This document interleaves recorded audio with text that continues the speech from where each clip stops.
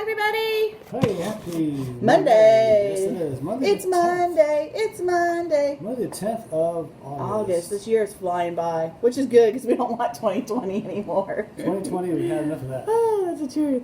But hope you guys all had a wonderful weekend. Yeah. With this iPad, it's funny because it's on the Lazy Susan, so it keeps moving around. So I guess Susan's not that lazy today. Susan keeps falling asleep. She keeps moving, see? Maybe I have to put that there. Does There. it work? Look Yeah. at you. That was ingenious. Susan started working. Had to use that bottle of vitamins for something. That's right. But today is Corinthians Chapter 9. 9 or 9er, Niner. and Monday. And Rick's got the first half. I've got the second half. Do. Let's see. Well, I guess chapter 8, Paul is saying, be careful with our freedoms, not to use our liberties to make somebody else fall and stumble. Especially, in the Christian community, you want to be conscious of other people who are a little bit more weak in the faith. Sometimes that's me. But anyway, in chapter 9, he talks about himself being free as an apostle to, Paul worked with his hands. When Paul traveled, he and he built tents. Him and Barnabas worked together, and they built tents. And so when they went from town to town, they kind of supplied their own needs by their hand, by working, And but he's saying here in chapter 9 that he didn't have to do that. He could use his freedom to be fed just like any other pastor should be fed. I mean, in the Old Testament it talks about, he gives an example here about, the ox treading out the grain. I mean, you don't muzzle an ox when they tread out grain, you let it eat some of the grain because the ox gets to eat part of its work.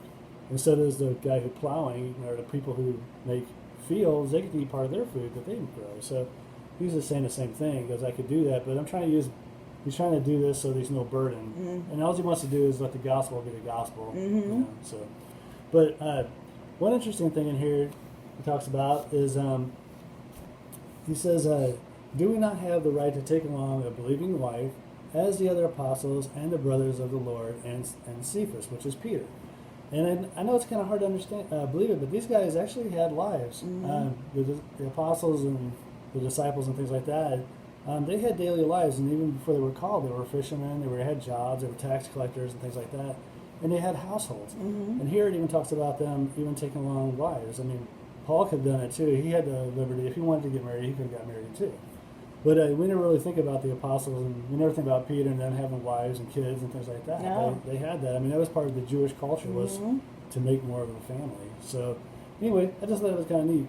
I think it's very cool because it is, and that they should be able to bring them along because just because you may have a job that takes you out of town, as a pastor, you should be able to bring your wife with you or your kids. I mean, why should you have to be separated as that? Because that's your joy and peace too. So that's really cool. I like that. So it's kind of cool. Hi, Mom. Thanks for joining us. And Laura has the second half. I do. You sure do. I do.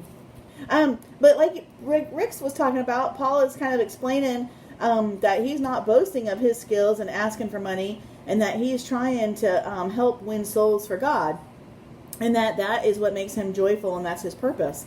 But like you said, is he could easily ask. He has a right to ask, but he doesn't on that part of it.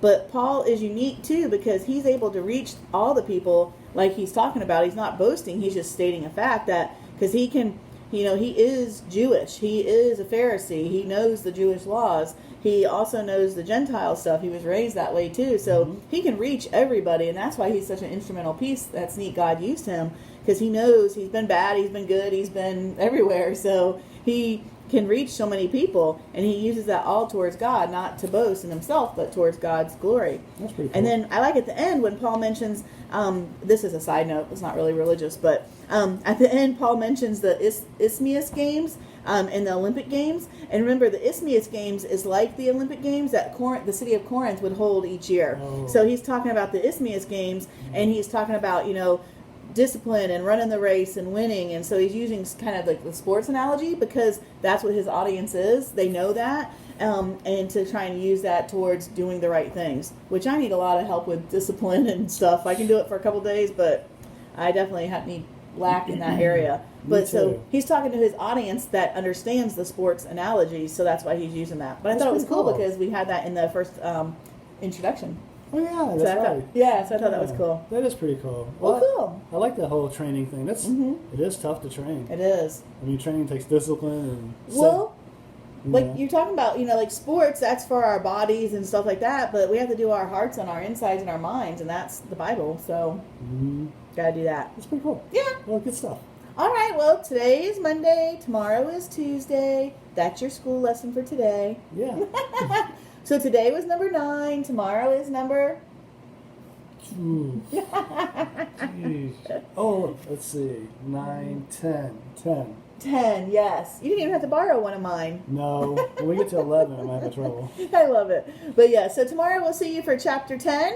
And we love you and happy Monday. Hope you guys have a good evening and something yummy to eat for dinner. Yeah. Love you. Love you. Bye. Bye.